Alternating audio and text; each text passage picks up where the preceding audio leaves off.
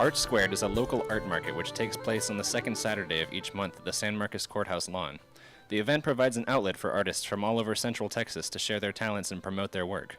Art Squared manager, Kelsey Huckabee, says that helping new artists sell their art is what inspires her to continue organizing these events. Nothing makes me happier than whenever an artist finally takes that leap of faith and they finally come out and they display their artwork somewhere and maybe participate in one of these markets and end up making their first sale and they're like, oh my gosh, I didn't know this could happen. The market provides a space for San Marcos locals to create their own arts and crafts, listen to live music, or just relax and enjoy the atmosphere.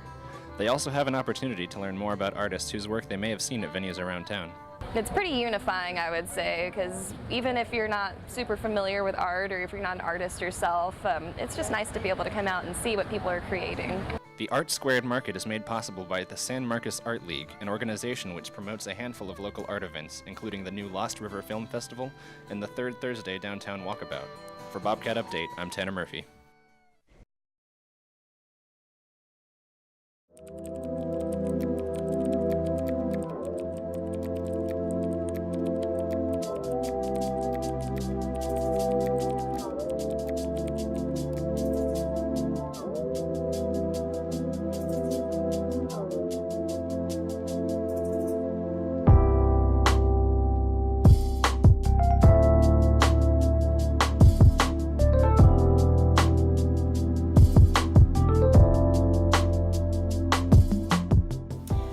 I'm from Montgomery, Texas. It's a little town 45 minutes north of Houston, Texas.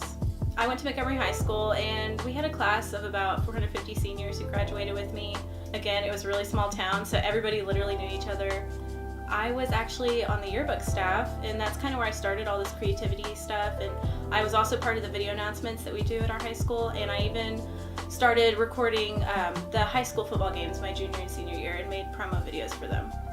I was bored for some reason one day and bought my own domain and was like, okay, how do I get something on it now? And then I was Googling stuff, or I guess at the time I was using Yahoo, and I was looking up HTML code and kind of just started getting a little feel for it. And it also helped because I was on MySpace at that time too, and you could like hide ads and make your top 8 turn into like a top 12, so I was finding codes for that kind of stuff.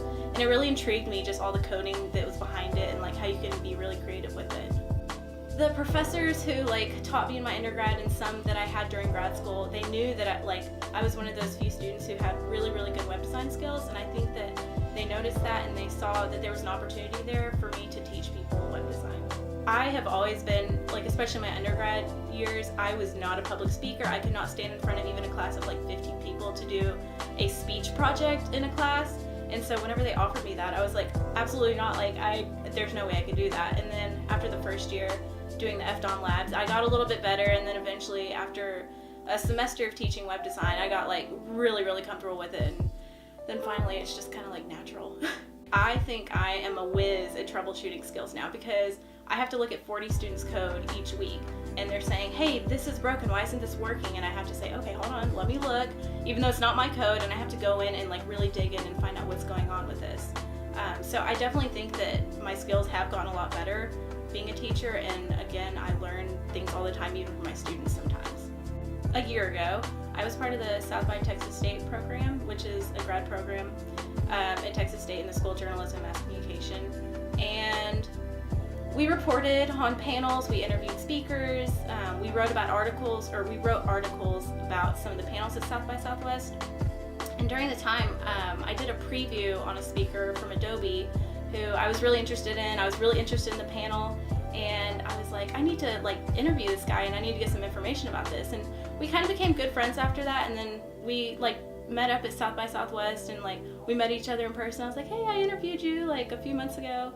And one of the final projects in that class was that you have to propose a South by Southwest panel. So if you were going to actually submit something, what would it be? And so I did it on graphic design, and since he was a graphic designer at Adobe, I was like, what better person to put down on this proposal that I was making. So whenever I turned it in, my professor was like, you have to turn this in. You really have to submit it to South by Southwest. This is awesome. And I was like, oh, I don't know, I'm kind of nervous. But I did anyways. I submitted it, and then whenever it got approved, I was like, oh my God, I'm going to be speaking at South by Southwest. That's so crazy. I'm only 23 years old, and That's just like really weird. I would never see myself doing that. I only speak in front of like 20 people a week. Sarah, as I mentioned before, is just a strong problem solver, and that's the key thing in any coding or web design project, and especially if you're teaching. You have to be able to solve a student's problem, your own problem. You have to be able to get to the heart of that. You have to be able to troubleshoot, and you have to not let go. And until you find the answer, the truth is out there and you have to figure it out. And so Sarah has always been willing to dig and figure that out and really kind of accept new responsibilities and learn the things that she needs to learn and be able to share that with students. So we're just really happy that she's been able to teach for us, and we're going to be sad when she graduates and she's not here anymore.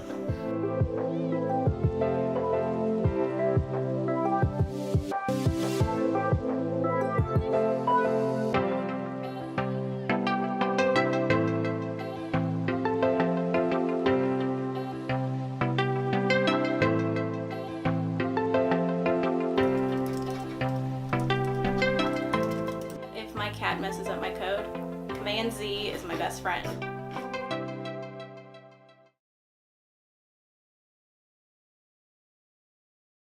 Tubing is a favorite pastime of San Marcos locals, but there are some whose love of the river goes above and beyond floating. Organizations like the Mermaid Society and San Marcos Lions Club strive to ensure that the San Marcos River remains beautiful. This past Sunday, they sponsored the Mermaid Roundup River and Park Cleanup. Essentially, we're just walking along the banks, picking up trash and certain types of debris. Some volunteers walked along the riverbanks and picked up litter, while others dived to the bottom of the riverbed to retrieve sunken debris. A few volunteers even wore mermaid tails as a celebration of the 2-week-long San Marcos Mermaid Splash Festival.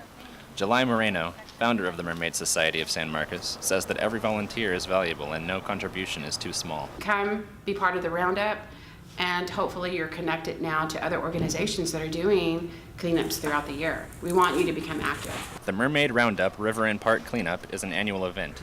For Bobcat Update, I'm Tanner Murphy.